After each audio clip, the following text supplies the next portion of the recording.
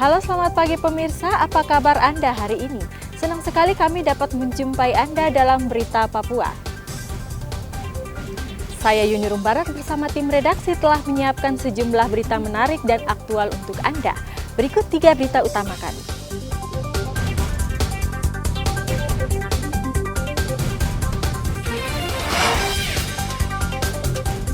Seorang warga di Kabupaten Teluk Bintuni tewas diterkam buaya.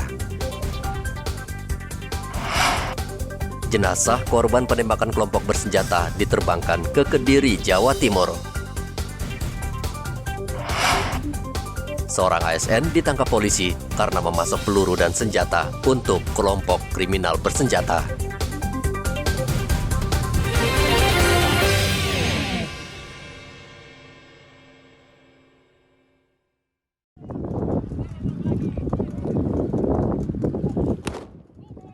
Polisi dibantu warga berhasil menangkap buaya yang memangsa Yeniman, warga Teluk Bintuni saat sedang mencari ikan di Muara Sumuri Sabtu lalu.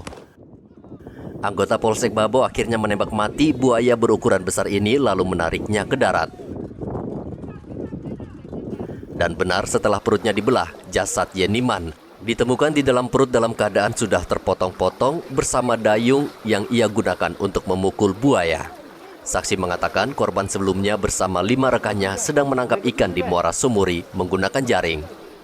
Setelah jaring terpasang, mereka naik ke perahu, kecuali Yeniman yang mengaku masih ingin mandi.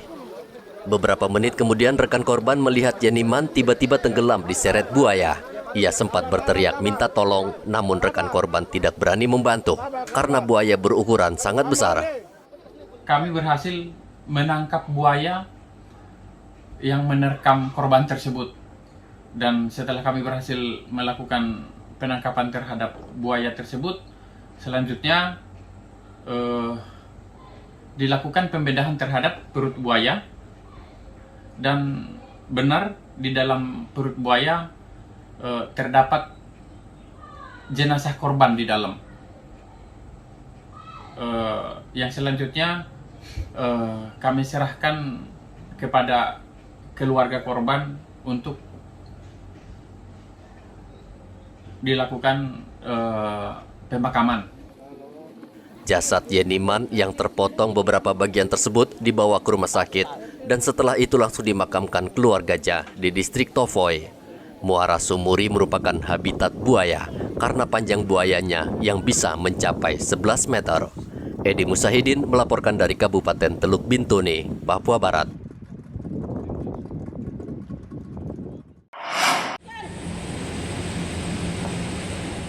Jasad Pratu Anumerta Beril Khalif Al-Rohman, korban penembakan kelompok kriminal bersenjata, Sabtu lalu diterbangkan ke kampung halamannya ke Kediri, Jawa Timur. Jenazah sebelumnya disemayamkan selama 3 hari di Rumah Sakit Martin Inde, Jayapura, lalu dilepas dengan upacara militer yang dipimpin langsung Komandan Korem 172 Prajawirayakti Brigjen Jo Sembiring di lapangan Airnav Bandara Sentani.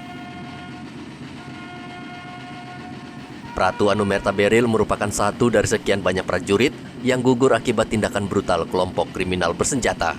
Ia bertugas di pos TNI Kodim Yonif Para Rider 431 SSP di distrik Kiwirok, Kabupaten Pegunungan Bintang. Sebagai Kawan Korem mengajak kepada semua pihak, termasuk kelompok-kelompok yang saat ini masih aktif melakukan gangguan bersenjata, selalu sampaikan kita obati dan sembuhkan luka. Mari sama-sama kita obati luka ini, jangan kita korek-korek lagi. Ini yang kita harapkan untuk mewujudkan kedamaian dan kesejahteraan di Papua. Karena jika ini terus, masyarakat tentunya yang ada di lokasi konflik itu di wilayah pegunungan masih ragu nanti untuk kembali. Di sana ada rekan kita dari polisi dan dari TNI.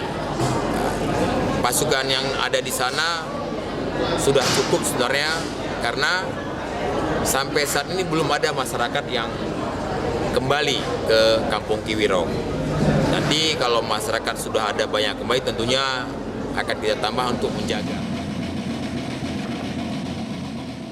Rabu pekan lalu terjadi kontak tembak dengan KKB pimpinan Lamek Taplo yang menyerang pos Ramil Kiwirok. Dalam insiden itu, Pratu Anumerta Beril Khalif Al-Rohman tertembak di bagian paha dan gugur akibat kehabisan darah. Hingga kini aparat gabungan TNI Polri masih mengejar pelaku yang lari ke pegunungan Kiwirok.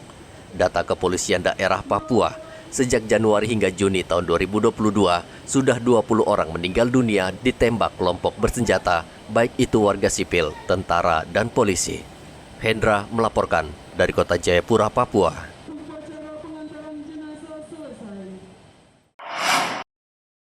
Polisi menangkap seorang aparatur sipil negara ASN yang diduga membawa senjata api beserta 615 butir peluru berbagai jenis.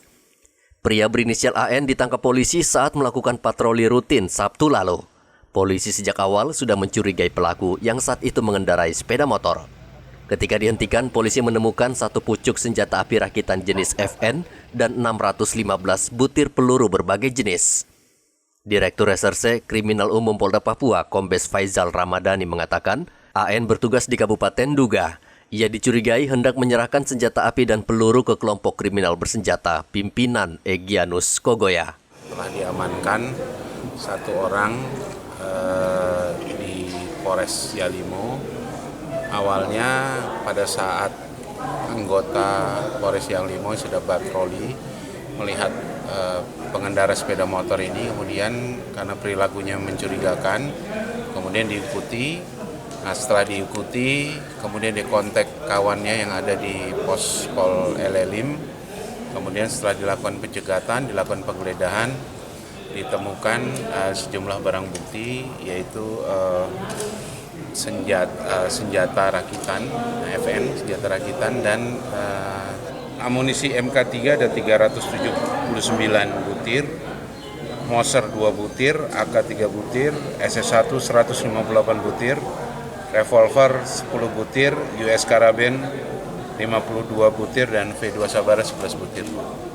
Dan inisialnya AN. Saat ini dia sudah dibawa kemana? Di Wamena. Ini Kita rencananya amunisi dan senjatanya mau dibawa kemana? ke kelompok Duga. Aduh, Ya. Jadi ini ASN staf biasa di Pemkap Duga atau ada Ya. jabatan? Sementara ASN saja yang kita tahu. Dan hasil pemeriksaan awal ini dia rencananya akan menuju ke Duga atau bagaimana? Dia termasuk di jaringan kelompok Duga, jadi kita yakin sekali bahwa dia akan dibawa ke Duga. Akan tetapi kemungkinan akan bertemu dengan jaringan yang lain di Wamena. AN masih berada di Mapolres Jayawijaya. Penyidik masih mengembangkan kasus ini untuk melacak asal-muasal pelaku membeli amunisi tersebut. Polisi mencurigai ada jaringan yang memasok dan membiayai pelaku dan bisa saja melibatkan oknum aparat keamanan. Hendra melaporkan dari Kota Jayapura, Papua.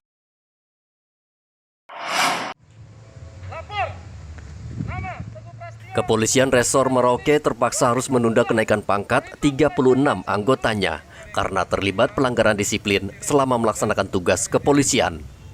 Kapolres Merauke AKBP Untung Sangaji mengatakan dari 74 anggota Polres Merauke yang diajukan untuk kenaikan pangkat hanya 39 yang disetujui, di mana satu orang diantaranya seorang perwira dari pangkat Ibda ke Ibtu. Sementara 2 anggota Polres lainnya mendapat kenaikan pangkat kehormatan dari Ibtu ke AKP karena jasa-jasanya di kepolisian.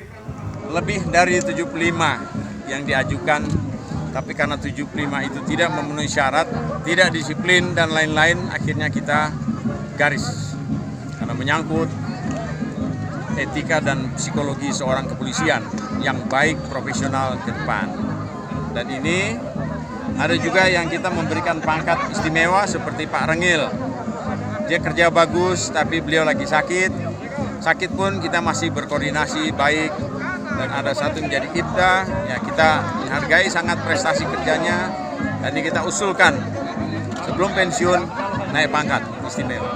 Demikian. Pak Kapolres, pelanggaran-pelanggaran apa saja yang dilakukan oleh mereka yang tidak sempat naik pangkat ini, Pak? Dia disiplin dalam kerja, tidak absen, selalu bersemangat, tidak mengeluh, tidak menolak perintah, dan selalu punya ide terbaik, serta setia kepada istrinya. Kira-kira demikian. Kita boleh berubah, bahkan dia harus lebih baik dari saat ini supaya menjadi teladan ke depan.